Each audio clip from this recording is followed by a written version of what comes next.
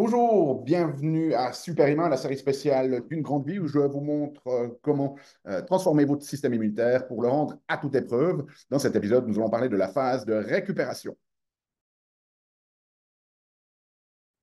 Bienvenue à ce dernier épisode de Super Humain où nous allons conclure notre programme Super Humain en vous parlant de la phase de récupération. Alors, si vous avez suivi les épisodes précédents, eh bien, vous savez que le programme que je propose est un programme phasique, c'est-à-dire que ce ne sont pas des recommandations génériques pour stimuler votre système immunitaire, mais bien des recommandations qui sont alignées ou en accord avec les différentes phase de l'exposition à des microbes et notamment des virus. Donc, il y avait cette phase de prévention, une phase d'exposition potentielle lorsque vous avez été dans une situation où vous avez été potentiellement exposé, la phase et les stratégies que vous pouvez mettre en place en cas d'infection, et puis les stratégies à votre disposition si votre système immunitaire s'emballe.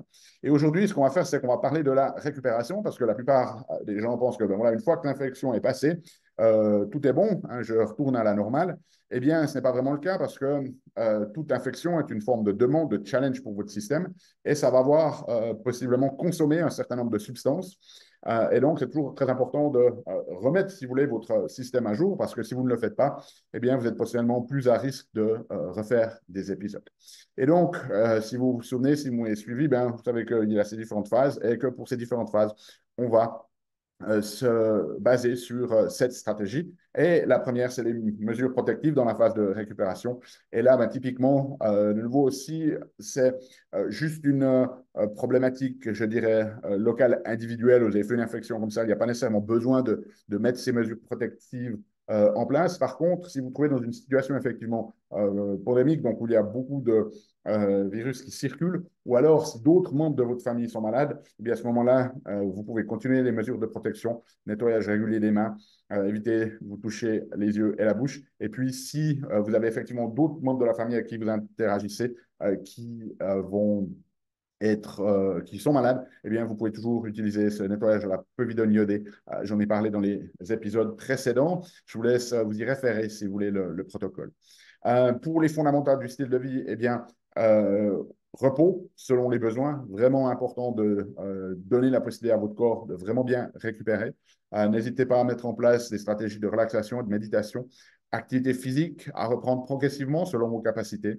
Et puis, bien évidemment, toujours maintenir euh, la, le lien social constructif, une alimentation saine. Et puis, les traitements manuels aussi très souvent efficaces pour vous mettre à jour. Hein, si vous avez beaucoup toussé, si vous êtes beaucoup alité, vous allez avoir bien évidemment de fortes probabilités d'avoir des conséquences musculo-squelettiques aussi. Donc, au-delà de l'aspect intéressant qu'il y a, et je n'ai parlé dans l'épisode spécifique à ce sujet-là, de l'impact positif pour votre système immunitaire, toujours bien de rééquilibrer le système après ce type de challenge et de défi.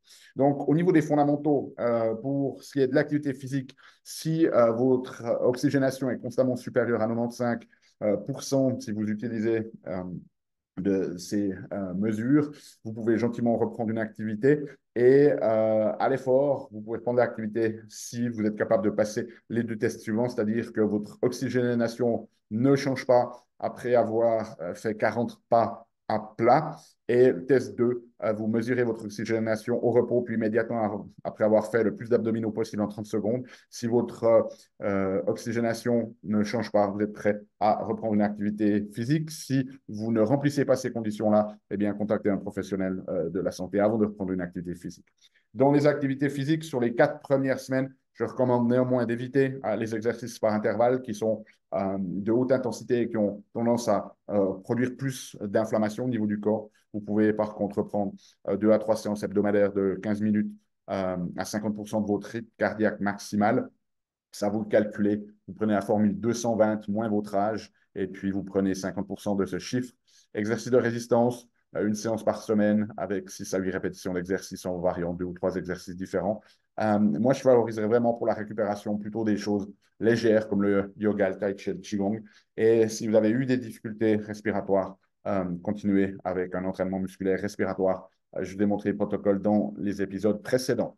En termes de supplémentation, on peut garder la vitamine D. De nouveau, si vous n'avez pas eu de prise de sang pour déterminer vos dosages, vous pouvez repartir sur une dose de maintien à 4000 unités internationales pour les adultes, 5000 si vous avez une peau plus foncée, plus noire, ou si vous souffrez d'obésité, et puis les autres suppléments qui vont soutenir de manière générale votre système immunitaire. Dans les stratégies d'appui antiviraux et thérapeutiques, vraiment qu'une application à ce niveau-là, à moins que l'infection, et c'est notamment le cas avec la protéine spike et le COVID, si vous avez des problèmes de coagulation, à ce moment-là, continuez la vitamine K, 200 microgrammes par jour, et puis déterminez avec votre médecin si d'autres professionnels de la santé, si d'autres stratégies doivent être mises en place pour euh, retrouver cette fluidité du sang qui est vraiment importante. Si vous avez des symptômes intestinaux, vous pouvez continuer aussi les probiotiques.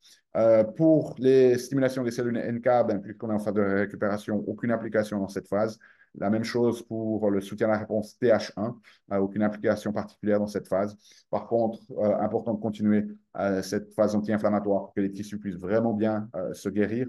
Si vous avez une bonne récupération et que vous savez que vous avez une CRP qui est un marqueur inflammatoire en dessous de 1, vous pouvez supplémenter encore pendant 10-15 jours avec du curcuma et du resveratrol. Si vous avez des facteurs de risque d'obésité ou une CRP en dessous de 1 ou que vous avez une récupération qui est difficile, vous pouvez supplémenter curcuma 1000 mg 2 fois par jour, resveratrol 200 mg 3 fois par jour. Si vous avez des douleurs neuropathiques ou des symptômes neurologiques qui persistent à la suite de cette problématique, et cela inclut notamment les pertes d'odorat et de pertes de goût, vous pouvez partir sur du PEA 600 mg 2 fois par jour. Et puis, si il y a des signes cliniques qui suggèrent que vous avez développé vraiment une atteinte pulmonaire avec des signes de fibrose, je rajouterai aussi de la bromélaïne. C'est une enzyme 600 2400 GDU par jour entre les repas pour que ces enzymes n'agissent pas juste sur votre alimentation, mais puissent aller digérer, entre guillemets, ces cumuls de tissus qui n'auraient pas dû se faire. Et puis, vous pouvez aussi continuer de mettre en place le temps qu'il faut, les antioxydants dans la phase de récupération. Si vous êtes en bonne santé, que vous avez une bonne récupération, une CRP en dessous de 1, vous pouvez aller avec de la N-acétylcystéine, 600 mg 2 fois par jour, et ou du glutathion, 200 mg 1 fois par jour. Si vous avez des facteurs de risque, vous êtes obèse, ou vous avez une CRP ultra-sensible supérieure à 1, ou vous avez une récupération difficile, là, je prendrai vraiment les deux produits. Voilà, donc cette vidéo conclut ces 20 épisodes de Super Ima. Je crois que vous avez toutes les clés en main maintenant, désormais, pour appréhender cette prise en charge de votre système immunitaire et l'adapter en fait aux différentes phases de vie, que ce soit en prévention, que ce soit lorsque vous avez une exposition potentielle à des microbes ou des virus ou des bactéries, que ce soit si vous développez une infection, que ce soit au cas où malheureusement si votre système immunitaire s'emballe, et ce que vous pouvez faire en termes de récupération. C'est la fin de cette série. C'est bien évidemment pas la fin de nos vidéos. Nous, on se retrouve la semaine prochaine pour un nouvel épisode. D'ici là, souvenez-vous, aimez la vie, émerveillez-vous et contribuez chaque jour un petit peu plus. Ciao, ciao.